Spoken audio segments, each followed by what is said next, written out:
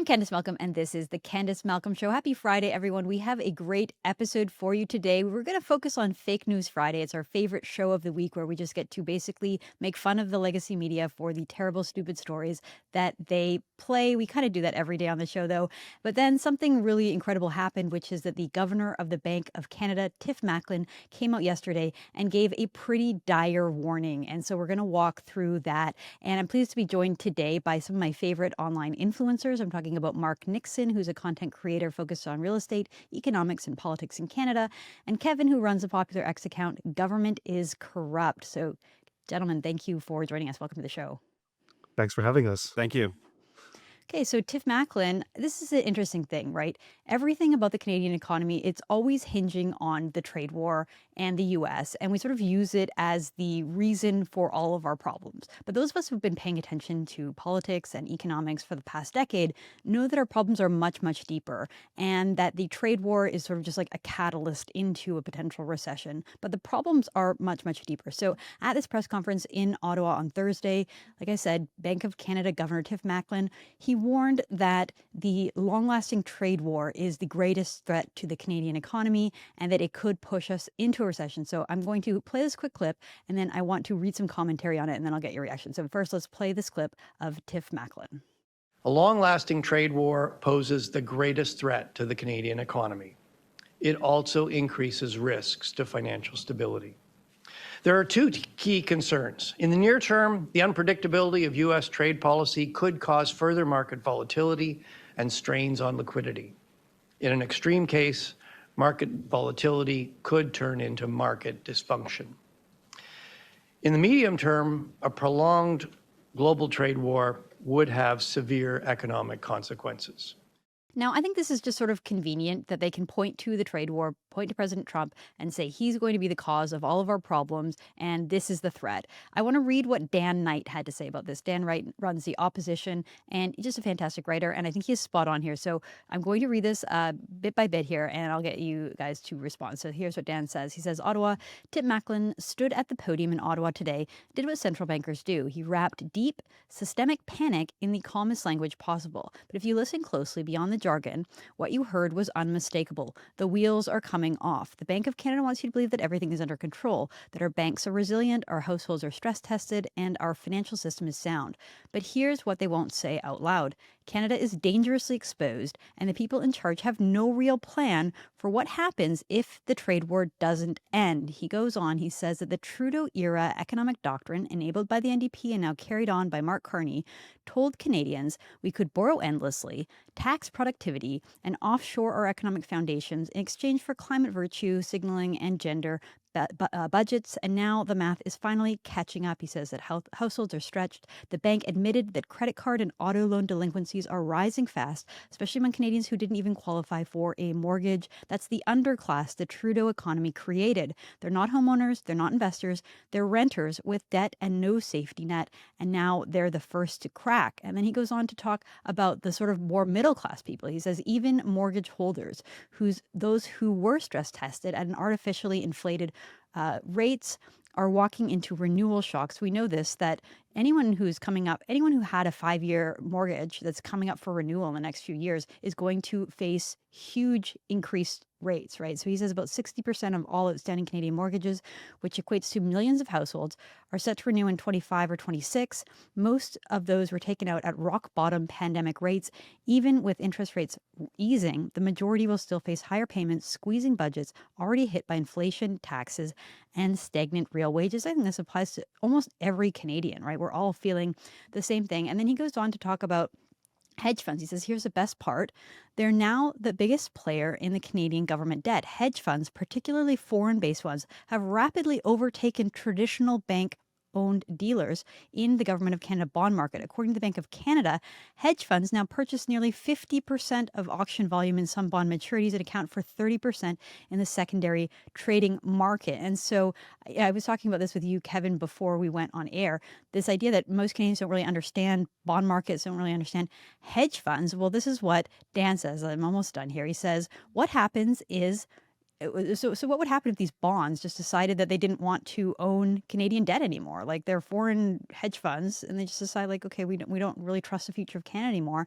They decide to sell it. Well, Dan said this would trigger a funding crisis, liquidity freeze, and if that hits, the Bank of Canada knows exactly what it would have to do, just what it did during the COVID and the post years, which was print money, intervene, and bail the government out. Again, we saw hints of this today. Macklin saying that the bank might need to step in if the market appears dysfunctional. That's not a forecast, it's a warning. This is what happens when you build your financial system on cheap debt, speculative capital, and blind trust in globalism. This is what happens when you have your hand in the economy run by unelected bureaucrats, international bankers, and hedge funds. And now it's all starting to unwind. People who caused it want you to just stay calm, keep spending, and be quiet. I think that's a very perfectly stated overview of the financial system in Canada. So I'll start with you, Mark. What was your take from Tiff Macklin's comments yesterday? What do you think about the Canadian economy, which to me it seems like heading towards something very scary? Yeah, actually. So, I've been tracking this for several years now. So this is no surprise to me at all. Just 2 years ago, I was looking at how low the rates were. And when I saw the rates rise at the fastest pace in Canadian history and reach that 5% in such a short amount of time, I knew that. So the way it works is it takes 18 to 24 months for interest rate hikes or decreases to work through the system. Lots of people don't know this. This is actually on the Bank of Canada's website where they show and they describe this. So when the rates go up to 5%, you're going to notice some things, but it takes 2 years for it to work through. We're just starting to feel the full effects of the 5% interest rate. So, yes, it has something to do with the US and uncertainty. It just adds to the problem. The problem was already there. Um, Canadians are one of the most indebted countries on planet Earth, like for consumer debt's at 184%. That means for every dollar you make, we have to service 184%.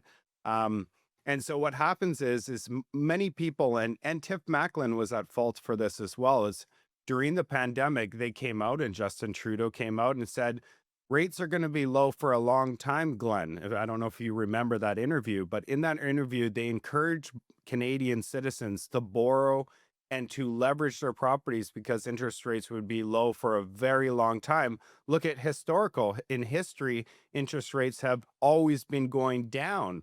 Yeah, they go up a bit, but they've been going down for 40 years. We're in a new 40-year debt cycle. It just started in 2020.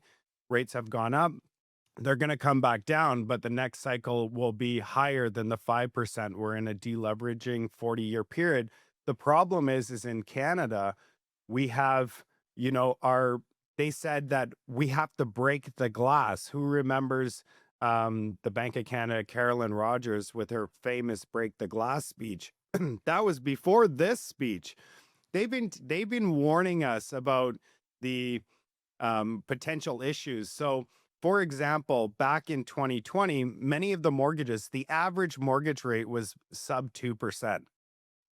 Today, if you were to get a mortgage, you're around 4%. So you're doubling your mortgage interest costs. A lot of Canadians, and they showed like 60% of Canadians are living $200 away from insolvency.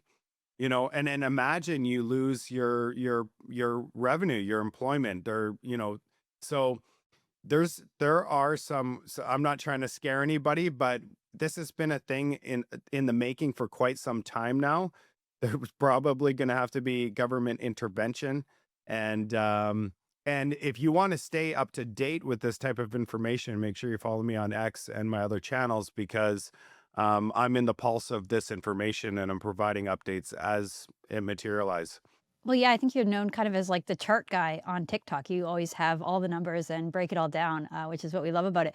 Kevin, I want to bring you in on the conversation because, like, if you look at the financial picture of just everyday Canadians, it isn't good, right? We're over leveraged. And like Mark just pointed out, many of us are just $200 away from not being able to make ends meet. And then you compound that with what our government does, which is just unbelievably blow out the budget, Justin Trudeau doubled the government debt federally in his just 9 years in office. It's like everything about our society, we just like totally irresponsible when it comes to money. And it's hard to even see a way out of it. Like, yeah, as Tiff Macklin warned, the government might have to intervene, but it's not like they're in good financial shape to begin with. It's not like they have been saving and putting away money for a rainy day, right? They've been blowing out the bank too. So this is like a cross society problem. Like, what do you make of all this? Well, it's interesting, in times of economic uncertainty, in from a country's point of view, usually you would lean on your gold reserves, right? If there's an economic crisis, you would go to your gold reserves to stabilize the market. Canada is one of the only countries that has no gold, so we're apparently in this massive economic crisis. Yet we've been selling off our gold reserves since the '70s, and the final sale happened in 2016 under Stephen Pelosi, Justin Trudeau as prime minister. So we don't even have anything to lean on when it comes to dealing with this economic crisis. So there's really, you talk about foreign hedge funds holding our bonds. There's only real two options that the central bank can do. If they decide to sell, they can just let interest rates rise because there'd be no buyers, so bond values fall, interest rates rise, or they could intervene, and then they could buy up all the debt that that these hedge funds don't want, by creating currency out of thin air, which would collapse the purchasing power of the currency and drive inflation, to even higher levels that they are now. So there's really only two ways out of this mess that we've created, which is a deflationary collapse, collapse of all these asset bubbles, stocks, real estate, and massive job losses and bankruptcies that sweep the economy, or you could have an inflationary or a hyperinflationary collapse, something like Venezuela. So there's no real easy way out of this. But if you were to be asked what is the better of these two scenarios, the better is a deflationary collapse, because at least the middle class, and at least because your currency doesn't get shredded through inflation, right? So at least you'll be able to survive. But when you take a look at inflationary or hyperinflationary collapses, we've seen many of them: Weimar Germany, Zimbabwe, Venezuela. It's complete catastrophe. It's probably the worst thing that could happen. So government intervention into this, central banking intervention into this, to try to solve the problem that they have been creating for decades, is only going to exacerbate the problem and make it so much worse and make it so much more painful. Well, it's so interesting that you say that the loonie might not exist or might collapse under all of this. We kind of think that we are like in a different class, or like in North America, we're safe, more protected from all those other things that have happened throughout history. Even I saw earlier this week, conservative interim leader Andrew Scheer was on CBC, and the CBC host was like debating him over whether or not Canada printed money during the inflation. It was like a distinction without a difference. The CBC was just pushing pure propaganda. But Mark, I want to tie this into Canada's unemployment report just came out. The numbers are in. It looks like the rate of unemployment rose by 6.9% in April, and the economy only added 7,400 jobs. And you pointed out to me that about half of those were temporary election related jobs. And so the numbers are really just not looking good. Yeah, so I mean, we were at 6.7, we're at 6.9. This is the highest level of unemployment since 2016 outside of the pandemic, as well as we're going to lose. So this jobs report included 37,000 jobs that were hired for the election. So those are going to vanish. We also have the film industry, which provides almost 250,000 jobs in Canada. People don't know about it. It creates about $14 billion worth of economic activity. And the US represents over 50% of all of the revenue and jobs. And with the 100% tariff threat, which I have to say, I couldn't believe it, but it was not mentioned when Mark Carney was in the White House, or during any of his meetings with Donald Trump. And I don't know if you saw Yves Francois Blanchette, but he said, you know, how did he not know? I'll give him a break on that, because he only announced it 24 hours ago. But I think he was being sarcastic, because if something was announced 24 hours ago, it should be first thought or first on your mind, because it's so recent. So yeah, a quarter of a million jobs, and those are in Vancouver and Toronto. And also in the report, it showed that the city of Toronto has unemployment rate over 10%. So just imagine the film industry goes belly up, and it's already at 10% unemployment rate in the city of Toronto. So that's something to be paying attention to. Obviously, there's some manufacturing job losses due to the pandemic, or no, due to the tariffs from the US. So my take on this is that the Bank of Canada, they're in a tough spot because they see this report, and they, so we just found out yesterday that the Federal Reserve maintained their policy rate. They didn't move. And the Bank of Canada wants to move in sync with the Federal Reserve, because if they move and there's a larger spread between the rates, then that affects the Canadian dollar. They might not be in a position where they could support the dollar based on this jobs report. They might need to support the economy. They said they're going to look at it data set by data set. Well, this is a negative data set. So before, I was thinking that they were going to be pausing over through the summer, and the next rate cut would be potentially September. We're now looking at a potential rate cut in June, so next month. So that's Wow. what, yeah. Well, Kevin, I want to bring you in on part of this because Mark was talking about how, you would really think that Donald Trump went out there and announced a 100% tariff on the film industry, which, like Mark said, in cities like Vancouver and Toronto, there's a huge industry. I grew up in Vancouver, I have a lot of friends in the film industry, in adjacent to it. I actually used to work in it when I was a student. But anyway, like, the industry came because of government subsidies, right? Government lured in the big American companies, in part because Canada had a lower dollar, although back then it wasn't as low as it is today, but in part because it would get all of these film credits. And the fact that Trump is kind of countering that, saying you can't cheat, you can't just bribe American companies to leave America without us fighting back. To me, that's fair. It's devastating, but it's fair. The fact that that wasn't brought up, though, in Carney and Trump's meeting, I just think it's such an indictment of how weak Mark Carney was. And yes, I came on the show and said that Donald Trump walked all over Carney. I think that the general consensus online, if you were on X or on YouTube or on any of these platforms, the independent voices, the independent journalists and content creators all kind of agreed that Carney was looking sheepish and couldn't get a word in and was humiliated basically by Trump.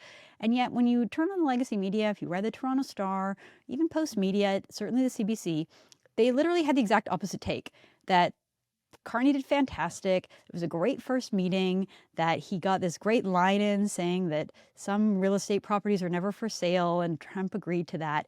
And like really just like praising Mark Carney as he'd done something incredible.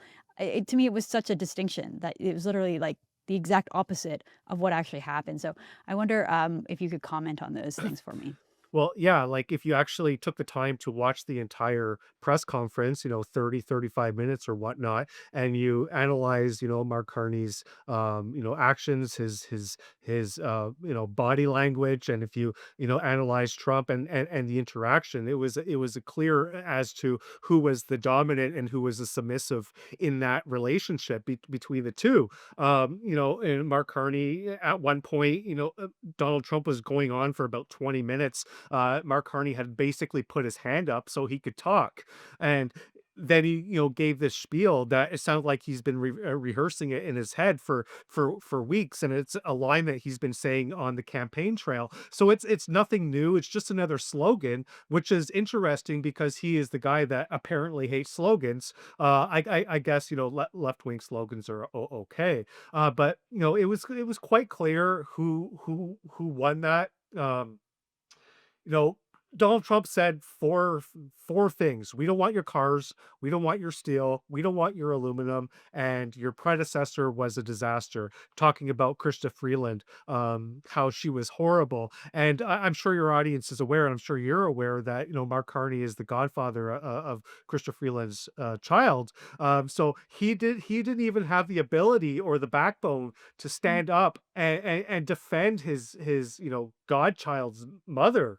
So does he really have the backbone to stand up for Canada when he can't even stand up for, his own supposed, family? I guess you can call it a family because, they're pretty close. So, it just shows you that he's very weak, and he's only able to talk in sound bites. And, I don't really see him as being this, he campaigned for a very long time saying that, vote for me. I'm going to stand up for Trump. And all his base were like, yeah, we're going to vote for you because you're going to stand up for Trump. And then as soon as he had the opportunity, he didn't do it. And then all of his supporters said, he was such a genius for not standing up to Trump. So like, it just the mental gymnastics and the pretzel logic that goes on in these people's heads, they're never going to admit that they were wrong. But it's clear as day as to who came out on top and who didn't. Tariffs are still on. He doesn't want our products, and he basically insulted. He talked about the Canada's 51st state. He insulted our predecessors, and Mark Carney didn't have a word to say other than Canada's not for sale. Well, and not only that, but the very next day, the governor of the Bank of Canada comes out and says this is the biggest threat to Canada, and it will prompt us into like a spiral and a recession. So the Bank of Canada, the guy that took, there was a few in between, but Mark Carney had that job once upon a time, and now Tick Devakin's coming out the day after. I don't think that's exactly a glowing endorsement that there is institutional trust that Mark Carney will do the thing that he said he was going to do. Mark, what do you think about this? Yeah, I have 2 points about the meeting. So I counted airtime, so how much speaking time on each side. It's kind of like when you play sports, they actually track how much time, say, let's say hockey, how much time the puck's on your stick, or how much time you're on the ice. Well, they did it for the So debate. They had a big clock right on the debate stage saying how much time each of the four leaders had speaking. So it's a political thing too. Sorry to interrupt. You can go yeah, on. exactly. So, and one of the things is I tracked that, and then I published my findings on my X account, and it got like 300,000 views right away because it showed that Mark Carney only spoke for 3 minutes and 12 seconds, and Donald Trump spoke for 30 minutes. I mean, you don't Wow. need to explain how the meeting went. You just show that statistic, and you're like, well, I mean, he didn't have an opportunity. Another point that I Oh, wanted to I just want to mention. make a comment about that because I'm pretty sure that Marco Rubio spoke more. I don't know if you guys watched the whole thing, but at one point during Trump's remarks, he kind of got sidetracked and he started talking about the Houthis and a ceasefire, and then he just sprang it onto Marco Rubio to kind of give an impromptu speech about the Houthis. So I wouldn't be surprised if Marco Rubio's got more I airtime than Mark I Carney. didn't track that. I just tracked the two, but that would be a funny statistic. Another part of the that I published as well is that, and it's incredible, is Mark Carney is number one woke. He loves woke. Woke is number one with Mark Carney. So is Justin Trudeau. They're the wokest people, and they're gonna defend it.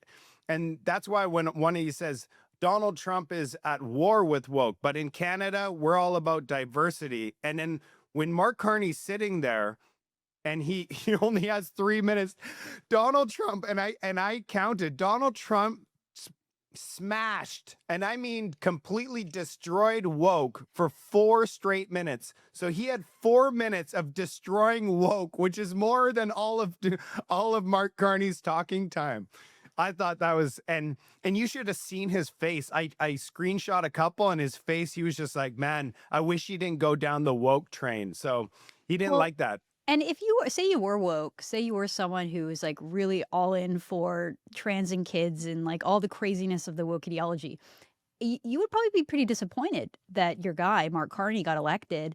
And there he was just like biting his tongue and quietly sitting there while Donald Trump was eviscerating the entire ideology. Like, again, that just shows that Mark Carney doesn't have a spine. If he truly believes in this stuff, he would have voiced his expressions, but he didn't. He kept quiet. One of the things I also noticed was that Mark Carney showed up with the delegation. It was Dominic LeBlanc, finance minister, Melanie Joly, the foreign minister, who was the same foreign minister as Justin Trudeau, and then I thought it was Bill Blair, but I think it was actually David McGuinty. So he shows up at this meeting in the Oval Office with three Trudeau ministers who were the same ministers as the Trudeau government. And so it was kind of embarrassing when Donald Trump noticed and said, by the way, your predecessor was terrible and that woman that worked for him, I don't even think he knows her name, right? But he just started ranting against her. And like literally, the three people on the couch with him are like the same people that were part of that administration. It was just so cringe. What did you think, Kevin? Well, and even if you go back a little bit before that, just to show how much the United States or this, presidency has respect for Canada.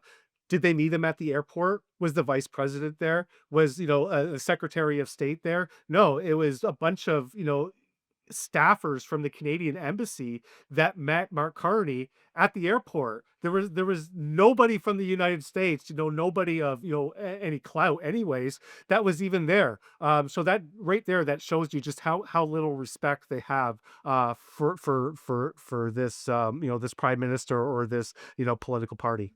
No, that's such a good point. I think we forgot to cover that there's usually a protocol that when a head of state comes, they're met with, if not the head of state, someone high ranking, right? Like a high ranking member from like the Senate or from the administration. But you're right, there was nobody. There was nobody there, and it was the same thing, by the way, when Mark Carney first got elected. He went over to the UK and France, and he wasn't greeted by first ministers or the president or anything. He was again just met by bureaucrats, which I think, I mean, for Canadians, it's like, remember the whole Canada's back thing? Remember how Justin Trudeau was supposed to restore our vision on the world stage and our standing? And instead, it's like nobody cares. Canada is just a total afterthought, and it's not even worth a trip to the airport. Okay, I want to bring in this one final story here. This is so amusing. Apparently, our friends over at the state broadcaster, the CBC, spent $68,000 to gauge their employees' feelings and their hurt feelings over mean things said online. So this is according to Blacklocks. It says, ask CBCers about feelings. This came out yesterday. The Department of Canadian Heritage paid $68,640 for research that asked CBC journalists if they were the subject of hurtful remarks by conservative politicians or rival media, according to an Access to Information record. The study did not name names, but said that 50% said that opposition political parties were a source of their hurt feelings. So, wow, what a waste of money.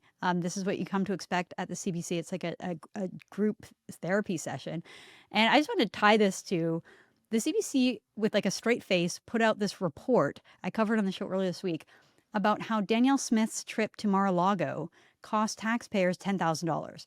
So they were outraged over the $10,000. They spoke to a political science professor to talk about waste. They pretended that nothing came out of the meeting. That was a total waste of time. Of course, they didn't look into the cost of like Justin Trudeau going to Mar-a-Lago, probably with like 25 staffers on a government jet, or the cost of like all the lobbyists that the government pays to try to like get special trade deals or anything like that. But they're really outraged by $10,000 for the premier. And apparently it was three staff. I said on the show, two staff. It was actually three staff to fly from Edmonton, Alberta to Palm Beach, Florida, right across the entire continent. Apparently, they didn't even fly business class. The premier of Alberta flew economy, and they only spent $10,000 for four people to spend 2 nights in Florida and score 2 meetings with the most powerful person in the world. So just juxtapose that. $10,000 by the premier to meet Trump, huge waste of money, but they themselves can spend $70,000 to talk about their hurt feelings. I'll go to you first on this one, Kevin. Well, what's funny is they probably spent more money putting that journalistic piece together. They probably spent more than $10,000 trying to, put all those facts together than, Danielle Smith's $10,000 trip. So again, it's just hypocrisy. And, they'll never point out the scandals and the corruption in their own on their own side, but they become into forensic investigators when it comes to everybody else. It's the same thing as the meltdown with the $16 orange juice, but billions of dollars to the green slush fund. Nobody cares.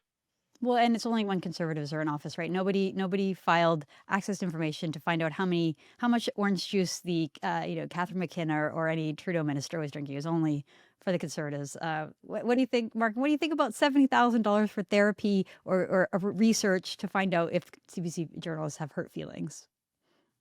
I think that's atrocious. But one thing that, going back to the 10,000 for Danielle Smith, one thing that people don't, I don't know if people know this, but Melanie Jolie has a $51,000 a month, not year, a month bar tab where she's been spending $51,000 a month on alcohol.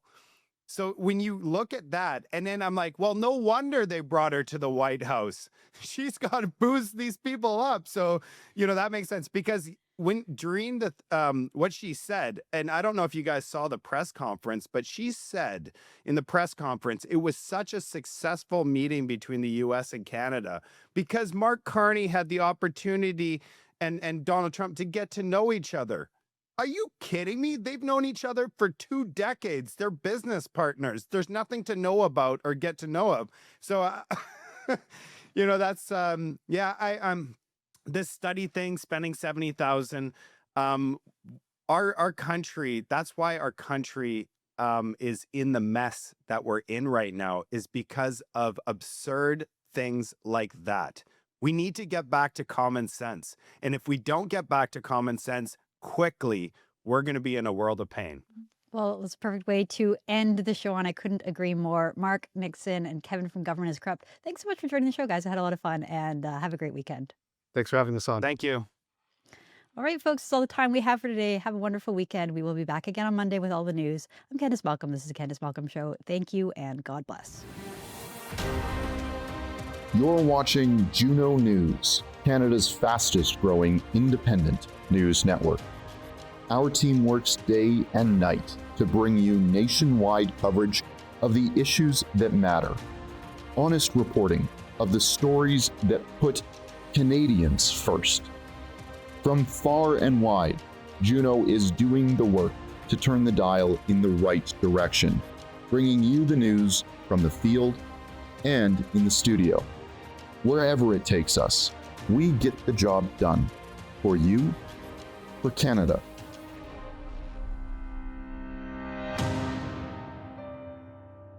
Subscribe today and help us replace the CBC. Go to junonews.com to join the fight.